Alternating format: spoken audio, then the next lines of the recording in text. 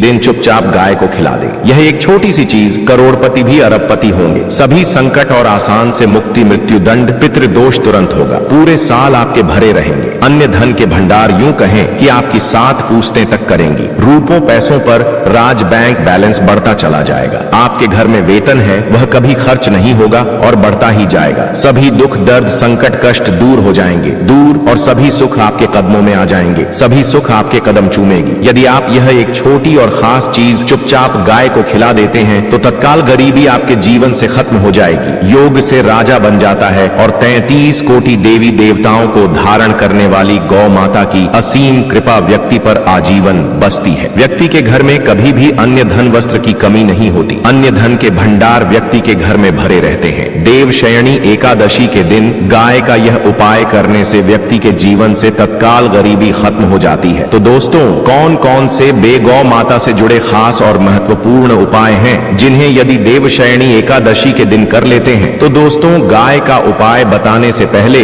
मैं आपको देवशयनी एकादशी पूजा के बारे में थोड़ा सा जानकारी दे देता हूं कि देवशयनी एकादशी कब है और इस महीने में किस तारीख को है, 5 या 6 जुलाई। तो इस वर्ष देवशयनी एकादशी 6 जुलाई 2025 को पड़ रही है। देवशयनी एकादशी एक महत्वपूर्ण हिंदू त्योहार है जो भगवान विष्णु के शयन काल की शुरुआत का प्रतीक है। यह एकादशी आषाढ़ मास के शुक्ल पक्ष में पड़ती है। कहा जाता है कि इस दिन भगवान श्री हरि विष्णु योग निद्रा में चले जाते हैं और धरती का पूरा कार्यभार भगवान भोलेनाथ के हाथ में सौंप जाते हैं। उसके बाद 4 महीने बाद भगवान श्री हरि विष्णु योग निद्रा से बाहर आते हैं। चलिए अब देवशयनी एकादशी का थोड़ा सा महत्व भी जान लेते हैं। भगवान विष्णु का शयन काल। देवशयनी एकादशी से भगवान विष्णु 4 महीने के लिए शयन काल में चले जाते हैं। चातुर्मास की शुरुआत, देशों ने एकादशी के चातुर्मास की शुरुआत होती है जो कि 4 महीने तक चलती है। पुण्य और सभ्यता। देवशयनी एकादशी का व्रत रखने से पूर्ण और सभ्यता की प्राप्ति होती है। देवशयनी एकादशी की पूजा विधि के बारे में भी थोड़ा सा आपको हम बता देते हैं। इस दिन व्रत रखना काफी ज्यादा शुभ माना जाता है। कहा जाता है कि अगर महिला कोई पुरुष श्रद्धा भाव से व्रत रखता है तो उसको भगवान श्री हरि विष्णु और भोलेनाथ दोनों का ही आशीर्वाद प्राप्त होता है। देवशयनी एकादशी का व्रत रखना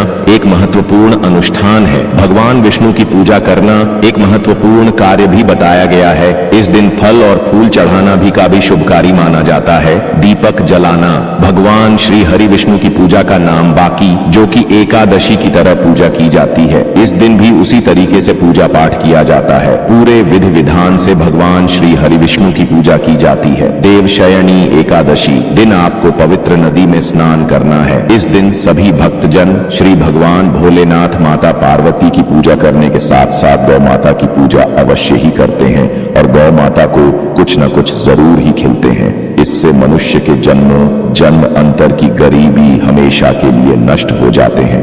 दोस्तों, जिस दिन का इंतजार दुनिया भर के हर पंडित, एस्ट्रोलॉजर और हर हिंदू भाई है को रहता है, वह दिन अब आ गया है। दोस्तों, आपकी जानकारी के लिए बता दें, हिंदू धर्म में देवशयनी एकादशी बहुत ही धूमधाम से मनाई जाती है। इसमें सबसे पहले भगवान शिव की पूजा की जाती है, माता तुलसी की पूजा की जाती है, देवी देवताओं की पूजा की जाती है और जो भोग बनाया जाता है गौ माता की पूजा की जाती है। लेकिन इनमें सबसे ज्यादा महत्व देवशयनी एकादशी का माना जाता है। शास्त्रों में, वेद पुराणों में साफ साफ लिखा हुआ देवशयनी एकादशी के दिन श्री हरि विष्णु और माता लक्ष्मी जी का आशीर्वाद प्राप्त करने का सबसे सुनहरा दिन होता है। इस दिन भगवान शिव, माता पार्वती जी बहुत ही ज्यादा प्रसन्न मुद्रा में होते हैं और अपने दोनों हाथों से अपने भक्तों पर कृपा बरसाते हैं। एक तरफ दोस्तों मान्यता है देवशयनी एकादशी के दिन जो सूर्य होता है वह अन्य दिनों के मुकाबले सबसे ज्यादा प्रकाशमान होता है। देवशयनी एकादशी के दिन सूर्य देवता को आगे दिया जाता है। महिलाएं देवशयनी एकादशी का व्रत रखती हैं। दोस्तों, अगर आप नहीं जानते तो आपकी जानकारी के लिए बता दें, एक व्यक्ति की कुंडली में अगर चंद्र ग्रह की स्थिति अच्छी है तो उसे व्यक्ति का भाग्य हमेशा उसका साथ देता है। वह व्यक्ति जिस कार्य को भी शुरू करता है उसे कार्य में उसको सफलता प्राप्त होती है। इसीलिए देवशयनी एकादशी को हमारे हिंदू धर्म में बहुत ही ज्यादा विशेष और खास महत्व दिया गया है। आप लोगों की जानकारी के लिए बता दें, देवशयनी एकादशी के दिन 52 तरीके के शुभ योग बन रहे हैं। कहीं सालों के बाद सूर्य का प्रकाश इतना प्रकाशमान होगा जितना कभी नहीं हुआ। 130 साल में ऐसा दुर्लभ संयोग बनने जा रहा है। लक्ष्मी योग, ग्रह योग, नक्षत्र योग, अमृत सिद्ध योग जैसे शुभ योग का निर्माण हो रहा है, क्योंकि देवशयनी एकादशी के समय में पूरे दिन का व्रत करना चाहिए और भगवान भोलेनाथ, माता पार्वती जी का आशीर्वाद प्राप्त होता है। देवशयनी एकादशी के दिन ब्रह्म मुहूर्त में सोकर नहीं उठ सकते हैं, किसी पवित्र नदी में जाकर स्नान नहीं कर सकते हैं, पूरे दिन का व्रत नहीं रख सकते हैं। वैसे तो दोस्तों, देवशयनी एकादशी के दिन स्नान और प्रात का विशेष ही महत्व होता है, लेकिन इस दिन अगर आप ज्योतिष शास्त्र, तंत्र शास्त्र के अनुसार एक गाय वाला उपाय विधि विधान से देवशयनी एकादशी वाले दिन कर लेते हैं तो आपकी जन्मों जन्मांतर की गरीबी हमेशा के लिए समाप्त हो जाएंगी। वास्तव में अगर आप देवशयनी एकादशी के दिन अगर आप यह उपाय कर लेते हो तो यकीनन आप पर श्री हरि विष्णु और माता लक्ष्मी की असीम कृपा होगी और आप धनवान बन जाओगे। इस दिन सभी वक्त जन श्री हरि विष्णु तथा माता लक्ष्मी की पूजा करने के साथ साथ गौ माता की पूजा अवश्य ही करते हैं और गौ माता को कुछ ना कुछ जरूर ही खिलते हैं। अब आप सोच रहे होंगे कि गाय को ऐसा क्या खिलाने से और ऐसा क्या उपाय करने से आपको भगवान विष्णु और माता लक्ष्मी का आशीर्वाद मिल सकता है। तो दोस्तों, आपने देखा होगा जब भी आपके घर पर दिवाली की पूजा होती है या धनतेरस की पूजा होती है या फिर देवशयनी एकादशी की पूजा होती है तो आपके घर वाले गौ माता की पूजा जरूर करते हैं और गौ माता को जो भोग होता है उसमें से कुछ ना कुछ खिलाते हैं, ज्यादा नहीं तो 2 पूरी अवश्य ही खिलाते हैं। तो दोस्तों, आपको इस उपाय को देवशयनी एकादशी वाले दिन ही करना है और सूर्य देव को आगे देना है और उनकी विधि विधान से पूजा करना है इस बार जो देवशयनी एकादशी।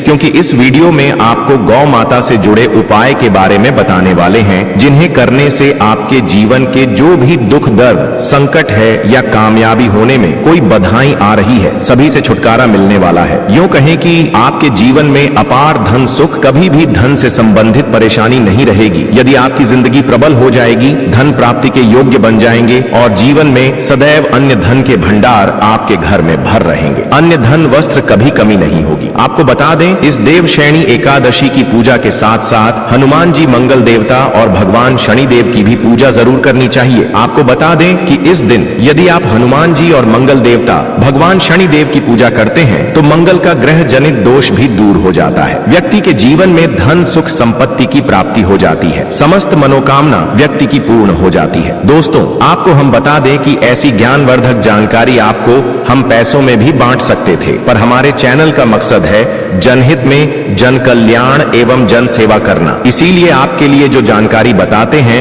वह फ्री में बताते हैं, इसलिए आप इस वीडियो को भी जरूर लाइक करें। और दोस्तों, मैं आपसे एक अनुरोध और करना चाहूंगा कि आप अपनी राशि कमेंट बॉक्स में जरूर डाल दें, जिससे कि आपकी राशि के अनुसार हम आपको कुछ ऐसे उपाय बता सके जिससे आपको लाभ की प्राप्ति हो, क्योंकि हम राशि से जुड़े उपाय भी आपको बताते हैं। तो आप कमेंट बॉक्स में अपनी राशि हमें जरूर बताएं या अपना नाम बताएं, जिससे आपके लिए कुछ हम ऐसे उपाय बता सके। साथ में जय गौ माता अवश्य लिखें। दोस्तों, साथी से एक नेय तो जरूर करना है। गाय का उपाय बताने से पहले एक उपाय आपको बता दें। इस उपाय को लाइक जरूर करें। क्या करें कि शाम के समय पीपल के पेड़ के नीचे आपको सरसों का चौमुखी दीपक, आटे का दीपक बनाना है। चौमुखी दीपक में आगे की बाती लगाकर सरसों के तेल का दीपक जला देना है। आटे का दीपक बनाएं, जो थम तेल डालें उसमें बाती ही डालें। लाल वाली कलावे की दीपक जला दें। 4-4 बाती मम लगाकर चारों दीपक मतलब 4 भाग उसके बन जाएं। हर एक भाग को जलाएं और बीच में 2 सबूत फूल वाले लौंग भी डाल दें। फिर देखिए कैसे चमत्कार आपके जीवन में होता है। शाम के समय जलाकर उसे छोड़ें। मनोकामना मांगकर छोड़ दें। दोस्तों, अभी तक अपने चैनल को सब्सक्राइब न किया हो तो जरूर कर लें, इससे आपको और भी ज्ञानवर्धक जानकारी सीधे माध्यम से प्राप्त हो सके। दोस्तों, ये गौ माता वाला उपाय बहुत ही प्रभावशाली उपाय बताया। मैंने आपको इस उपाय को जरूर करें। बहुत ही लाभकारी उपाय बताया है। बहुत ही आपको लाभ देगा यह उपाय।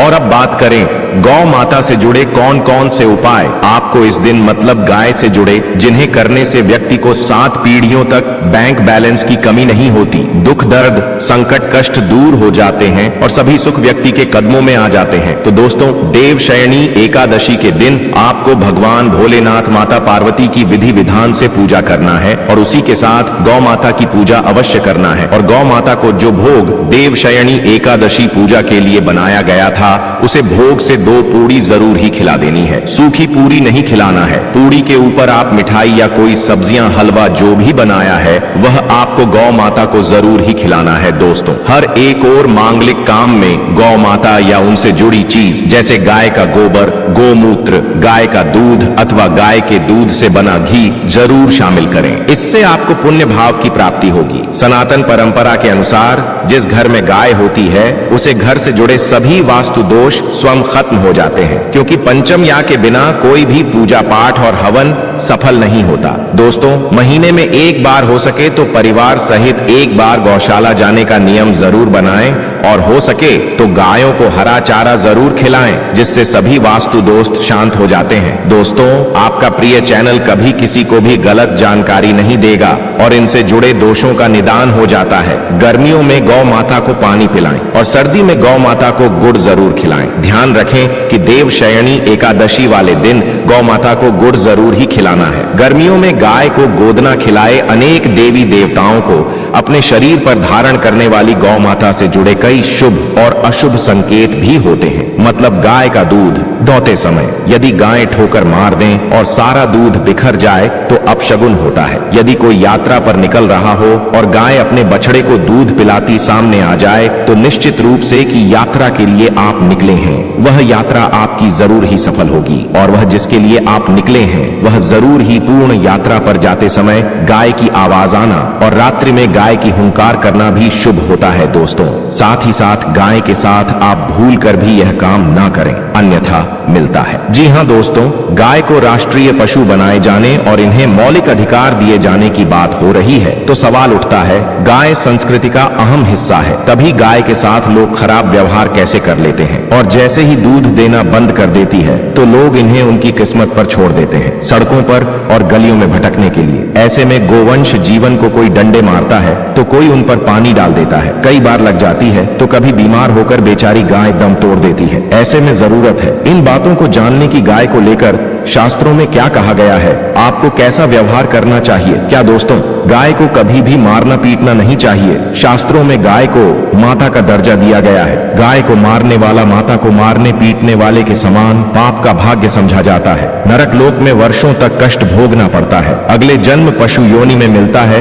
कि गौतम मुनि ने गलती से गाय को डंडा मार दिया था, जिस गाय की मृत्यु हो गई थी और इस पाप से मुक्ति के लिए इन्हें वर्षों तक तपस्या करनी पड़ी। इसलिए यह देवशयनी एकादशी श्री कृष्ण जी ने बैल स्वरूप में आए वृद्ध आश्रम का वध कर दिया था, जिससे मुक्ति के लिए भगवान श्री कृष्ण को संपूर्ण तीर्थ को एक कुंड में बुलाना पड़ा और इस कुंड में स्नान से वह पाप मुक्त हो गए थे। यह दोस्तों साथ ही साथ पानी पी रही गाय को भागते हैं, वह घोर पापी के भंग बनाकर होते हैं। ऐसे लोग घर आपसे मुक्त होकर स्वर्ग पाए जाते हैं और बड़े ही धनवान कल में जन्म लेकर सुख भोगते हैं। और साथ ही साथ आराम कर रही गाय को कष्ट देकर कभी भी उठाना नहीं चाहिए। वह जन्म में किए गए जाने अनजाने में पापों से मुक्ति हो जाती है और गोलोक में स्थान पाते हैं। गाय को डंडा मारकर उठना, पानी डालकर उठाने से मनुष्य पाप का भागी बनता है और अगले जन्म में उसे दर दर भटकना पड़ता है। और साथ ही साथ शास्त्रों में बताया गया है, जो लोग गाय की सेवा करते हैं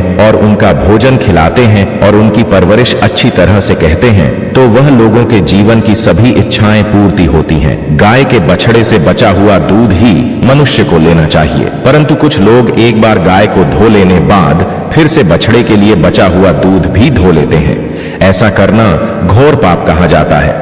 ऐसे दूध को धोने वाला और ग्रहण भी बन जाते हैं। दोस्तों, साथ ही साथ शास्त्रों में कहा गया है कि गोवंश मतलब गाय और बैल के पीठ पर नहीं बैठना चाहिए। उन्नत पीठ पर बैठने से महापाप लगता है। ऐसे लोगों को नरक की यात्रा भोगनी पड़ती है। एकमात्र देव के अंश के उत्पन्न नदी ही गौवंश है, जिस पर स्वयं महादेव और महादेवी सवारी करती है, क्योंकि नंदी ने स्वयं अपनी इच्छा से महादेव की सवारी बनना स्वीकार किया किया था और साथ ही साथ शास्त्रों में गाय के दान को बहुत ही महत्व दिया गया है। परंतु ऐसी गाय का दान कभी नहीं करना चाहिए जो बूढ़ी और बीमार हो। कठोपनिषद में नचिकेता की कथा भी इस संदर्भ में है कि जिस नचिकेता ने पिता द्वारा बूढ़ी गाय को दान करने पर आपत्ति जताई थी, दूध देने वाली और बछड़े सहित जो लोग गाय का दान करते हैं वह महान पुण्य को हासिल करके स्वर्ग में स्थान पाते हैं। दोस्तों, साथ ही साथ सूर्य, चंद्र, मंगल या शुक्र की युक्ति राहु से हो तो पितृदोष होता है। यह भी मानता है कि सूर्य का संबंध पिता से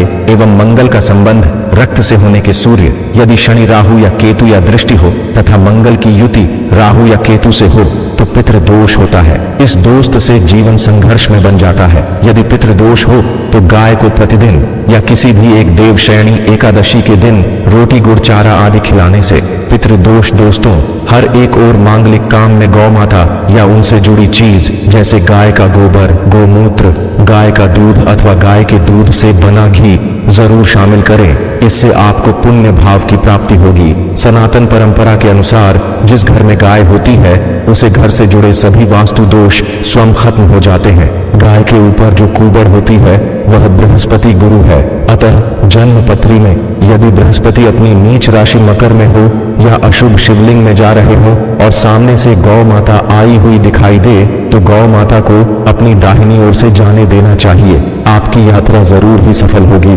और साथ ही साथ यह संकेत भी जान ले, यदि आप यात्रा पर जा रहे हैं और सामने आपकी गाय पड़ जाए अथवा अपने बछड़े को दूध पिलाती हुई सामने गए दिखाई दे जाए तो समझ जाना कि वह यात्रा आपके लिए जरूर ही सफल होगी। और साथ ही साथ जिस घर में गाय होती है उसमें वास्तु दोष स्वतः ही खत्म हो जाता है। और आप भी रोटी बनाएं, प्रतिदिन ताजी रोटी ही बनाएं। गाय को अगर आपने रोटी बनाई है तो कोशिश करें कि उसे रोटी को आप तुरंत ही गाय को खिला दें। अगर आप उसे रोटी को रख देंगे और उसे रोटी को अगले दिन देंगे तो वह रोटी बंसी मानी जाएगी। गाय को कभी भी बासी रोटी ना दे। इसे घर में नकारात्मक ऊर्जा वास करती है और आपकी बिल्कुल भी नहीं बनेंगे। इससे आपके घर में हमेशा दर्द देवता का वास रहेगा और आप जिस भी उसे काम में आपको हमेशा असफलता ही हाथ लगेगी। इसलिए कोशिश करें गाय को रोजाना ताजी रोटी बनाकर खिलाएं। बासी रोटी गाय को ना दें और साथ ही साथ सड़ी गली चीज गाय को नहीं खिलानी चाहिए। कि घर में कोई फल है, कोई सब्जी है, सड़ जाए तो लोग क्या करते हैं, गाय को देते हैं। नहीं, ऐसा नहीं करना चाहिए। ऐसा करने से यदि आप गाय को खिलाते हैं तो और आप आपके भाग्य बन जाते हैं। और साथ ही साथ आप आटे की 11 लोई यहाँ बनाकर उनके ऊपर हल्दी लगा करके इसके बाद गाय को खिलाएं। हर एक लोही को मिला दें। माता गाय की आप चरणों की स्पर्श करें। या दोस्तों, ऐसा करने से आपके समस्त काम बनने लगेंगे। जो 2 हक का समय चल रहा है वह भी खत्म होगा। आपके जीवन में खुशियां ही खुशियां होगी। और एक बार आप 7 बार गाय की परिक्रमा भी कर लें तो आपके समस्त कम होंगे। और साथ ही साथ आप गाय को जब भी रोटी दे, रोटी पर या तो आप थोड़ी हल्दी लगा लें, अगर अच्छा ना हो तो आप थोड़ा रख सकते हैं, थोड़ा घी रख सकते हैं। या दोस्तों, गाय को कभी भी सूखी रोटी ना खिलाएं। सूखी का मतलब गाय रोटी रखें, उसे पर कुछ ना कुछ रख कर खिलाएं। हल्दी रख ले मिश्री की या जो भी रख ले, मतलब खाली रोटी नहीं खिलानी। इस बात का जब भी आपको शुभ फलों की प्राप्ति होगी। जी हाँ दोस्तों, उपाय कुछ बातें जिन्हें आपको ध्यान में जरूर रखना चाहिए।